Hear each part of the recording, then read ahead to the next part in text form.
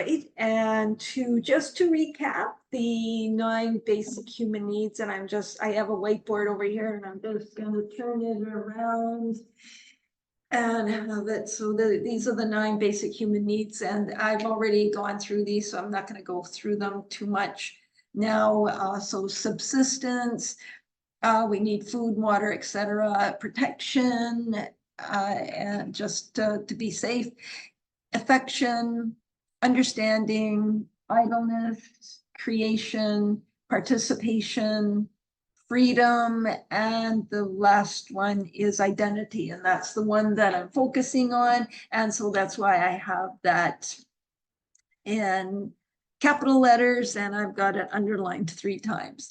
And so those are the 9 basic needs. And we're still talking about identity because this is one of the things I really have a passion for. And the last time I talked about identity and how as a society we are very lost, and for the most part anyway, and we just don't know who we are. And I want to continue discussing that. I want to go into it a little bit further. And in the last video, it was, I think, about 25 minutes long. And so if I would have continued, it would have been too long of a video. And yeah, so by the way, I am really, really passionate about this.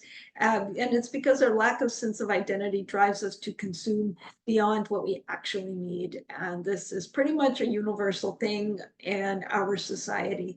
And that's led to environmental issues. If you think of like how much we consume and how much garbage we generate and just how much resources goes into all the things that we consume.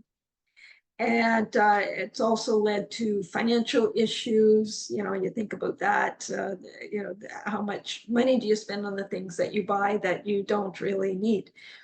And also health issues sometimes. Sometimes we can be pretty depressed and pretty bored also, you know, with the things that we buy. And if we're consuming too much, the stress can lead to some health issues. And the more we feel down due to our lack of sense of identity, the more we look outside ourselves for filling up, for giving us that sense of identity.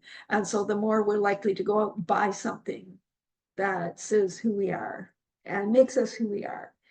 And the more we reach for that stuff, the more we're realizing it's not happening.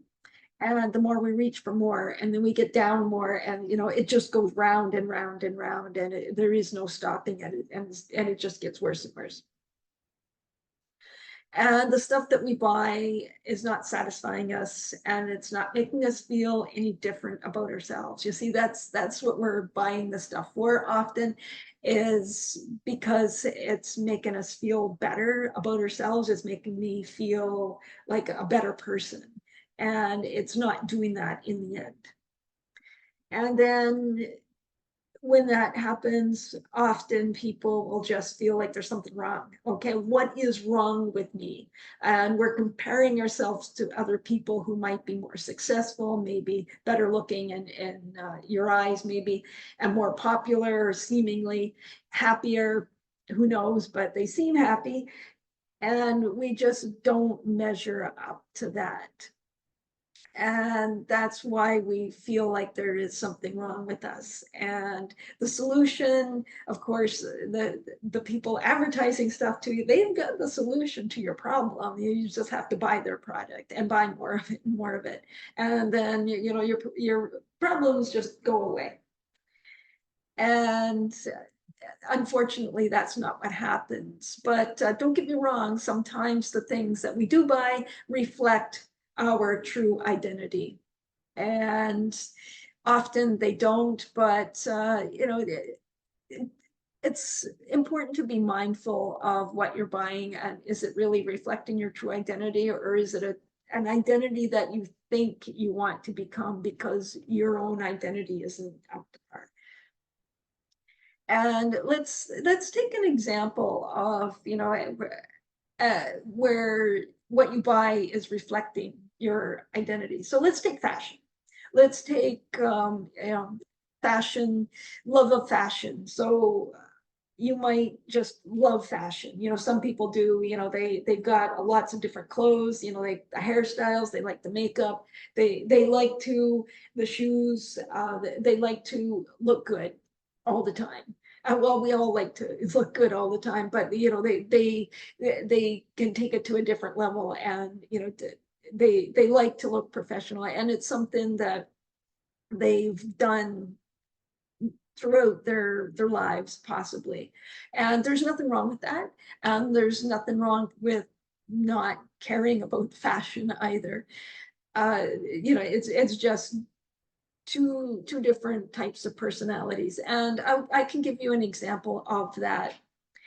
In the clinic that I worked in, the medical clinic, we have, you know, like several doctors, but we have two different doctors, two different female doctors. Now, one really into fashion, loves clothing. And I don't think I have seen her wearing the same outfit twice. And her hair is always looking nice, and she looks very good, very comfortable in her clothes. And you know, you could tell that she loves her fashion, she loves it, and she's not doing this to look a certain way to please people, or to make herself look like something she's not, because that's, she's expressing her true identity, her true self. And she's probably somebody who loved fashion even when she was 3 years old. She'd probably go to the store and look for shoes, you know, and different things to put on. And you know, like, yeah, like I said, there's nothing wrong with that. And we have another doctor who completely the opposite. Will dress according to what the standard is. If there is a dress code, she will meet that dress code, period. And she doesn't have a whole lot of different things to wear. And, you know, like very plain, you know, as far as like what accessories and whatever that she does, because she's just really not into fashion. And it's okay too. And she doesn't feel the need to go and get fashionable clothing just because, you know, she's the doctor, and she, you know, like, do you have to look a certain way?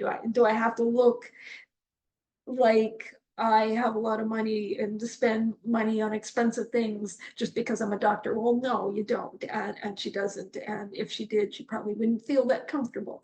And either way is totally fine. And that just depends on who you are. And another example, when I was a kid, when I was like 7 or 8 years old, I used to live in a trailer park, and one of the neighbors that we had, he bought himself a Cadillac. And you know, more normally people who live in trailer parks don't buy Cadillacs because they're not exactly rich people.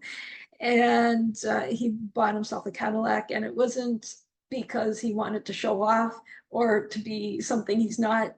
It was because he drove a lot in his work. He wanted something for what the Cadillac was going to do for him, and that was comfort and room. He was a pretty big man, and yeah, he drove a lot in his work, and he just wanted the comfort. He loved the way that the car rode, and you know, he liked that he had lots of room, and you know, it was like it was good that way. And that was the only thing that he cared about, you know, in the car. It's like he didn't care, you know, if it was a Cadillac or what it was, as long as he got the room, and it got him from point A to point B. But there are people that, you know, we see them all the time, and they are the kind of people that you know, you could tell that they are buying something just for show, just to basically show up, like the person who buys the sports car. And you know, I don't know if you notice these people that they're driving by you in their sports car, and they're just roar, and you know, and it's like, look at me, I'm so special. But But you know, that's somebody probably, we don't know because we're not in the car with them. We don't know that person and why they're driving past you in their sports car. But you know, we can only assume that probably it's because, you know, he's kind of showing off with this car. And maybe he bought that car to show off. And that just screams insecurity. That just tells us that, man, this person is so insecure that he has to spend a lot of money to buy something to show who he is. And it's not a proper representation of who he is. But we just have to realize that, yeah, we do have differences. We are different. We have different abilities. We've got different likes and dislikes, and you know, and that should be celebrated. We should. It's good that we are all different that way, but nobody is any better than anybody else. It doesn't matter how down and out that person is or how high up on the status ladder they are. They are no better, no worse than you. And especially buying something isn't going to put you higher up on that, you know, artificial ladder that is there. Just to illustrate how we can be the same but yet different is, okay, I have blue eyes and you might have brown eyes. Okay, so what eye color is better, blue or brown? There isn't one, right? Blue eyes, brown eyes, the one's not better than the other. Well, clearly they are different, but yet they are the same, and one is not higher up than the other.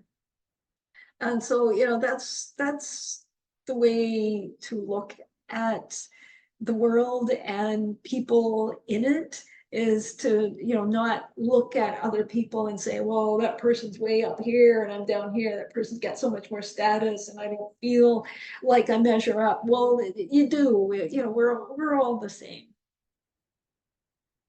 And you know, just keep that in mind. There isn't anything in this world that's going to change that. You know, we are all the same. We all come from the same place, and you know, the important thing is to be who you really are, and use the example of, say, the person who might become a doctor because their parents pushed them into being a doctor, but really, you know, the guy or girl just wants to be a waiter or waitress, and you know, that's where they would shine in this world. You know, if that's what you really want to be, you're going to be a damn good one, right? You're going to be good at the things that you like. You're going to be good at those things that you're passionate about. And you know, just being the real you, you know, that true identity, that person that is you, and satisfying that need for identity through the things that you do is very important. So I am going to end by just by saying the three things that I said in the other two videos. When you purchase an item, just ask yourself, what, if any, need is this satisfying? So if it's not satisfying a need, why are you buying it? And if it is satisfying a need, do you already have something that would satisfy that need? And are there alternative goods that can satisfy that need and other needs at the same time? And that is it for this video. And I enjoyed doing this, and thank you very much for watching. Bye.